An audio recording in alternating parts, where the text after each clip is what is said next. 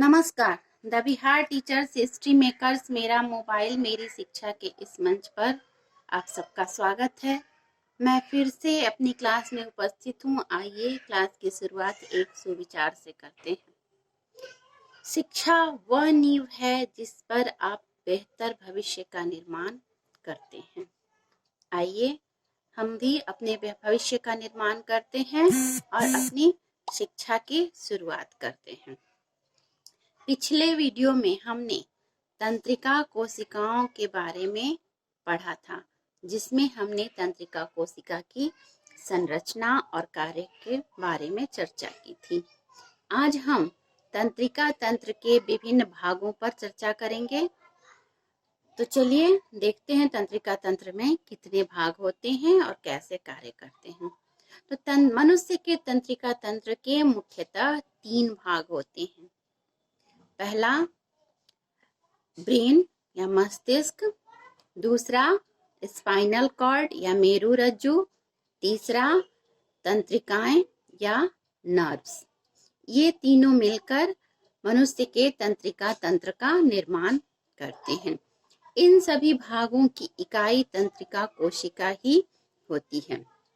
तो आइए सबसे पहले हम ब्रेन के बारे में, मस्तिष्क के बारे में जानें। मस्तिष्क मनुष्य के शरीर का सबसे कोमल भाग होता है, जो खोपड़ी की हड्डियों या जो हमारी खोपड़ी है सर की, इसके हड्डियों के भीतरी भाग को क्रेनियम कहते हैं। तो यह क्रेनियम के अंदर सुरक्षित रहता है। यह चारों ओर से फाइब्रस कनेक्टिव टिश्यू के एक झिल्ली से घिरा होता है, जिसको मेनिंजीज कहते हैं। मस्तिष्क और मेनिंजीज के बीच एक तरल पदार्थ भरा होता है, जिसको सेरिब्रो स्पाइनल फ्लूइड कहा जाता है। यह सेरिब्रो स्पाइनल फ्लूइड मस्तिष्क को आघात या चोट से बचाता है। कभी दुर्घटनावश हमारे सिर में चोट लगती है तो सबसे पहले उस चोट का वहन हड्डियां, खोपड़ी की हड्डियां करती हैं। फिर तब वह चोट हमारे सेरिब्रो स्पाइनल फ्लूइड तक पहुंचता है। अगर वहां पर भी ये वहन न कर सके तब यह चोट मनुष्य के ब्रेन तक पहुंचता है। तो यह खोपड़ी की हड्डियां और सेरिब्रो स्पाइनल फ्लूइड ब्रेन को सुरक्षित रखती हैं और आघात से बचाव करती हैं। मनुष्य का ब्रेन सबसे जटिल और विकसित संरचना है। इसका आयतन 1650 मिलीलीटर और भार लगभग 1.5 किलोग्राम होता है। इसके 3 भाग होते हैं: अग्र मस्तिष्क, फोर ब्रेन, मध्य मस्तिष्क, मिड ब्रेन और पश्च मस्तिष्क, हाइंड ब्रेन। तो चलिए सबसे पहले अग्र मस्तिष्क के बारे में जानते हैं। अग्र मस्तिष्क पुनः 2 भागों में विभाजित होता है: प्रमस्तिष्क या सेरिब्रम और दूसरा डायनसेफेलॉन। तो प्रमस्तिष्क या सेरिब्रम मस्तिष्क की सबसे बड़ी भाग या सबसे बड़ी संरचना होती है, या आगे से पीछे तक फैली हुई होती है। बीच से यह एक अनुदैर्ध्य खांच के द्वारा 2 गोलार्ध, लेफ्ट सेरिब्रल हेमिस्फीयर और राइट सेरिब्रल हेमिस्फीयर में विभाजित होती हैं। दोनों गोलार्ध एक तंत्रिका ऊतक, जिसको कॉर्पस कैलोसम कहते हैं, इनके द्वारा जुड़े हुए रहते हैं। इस चित्र में देखिए, यह जो हल्के पिंक रंग का भाग दिखाया गया है आगे से पीछे की ओर, यह सेरिब्रम है। इसमें एक ही गोलार्ध दिखाया गया है। और यह जो हल्के पीले रंग का भाग है दिखाया गया, यह कॉर्पस कैलोसम है।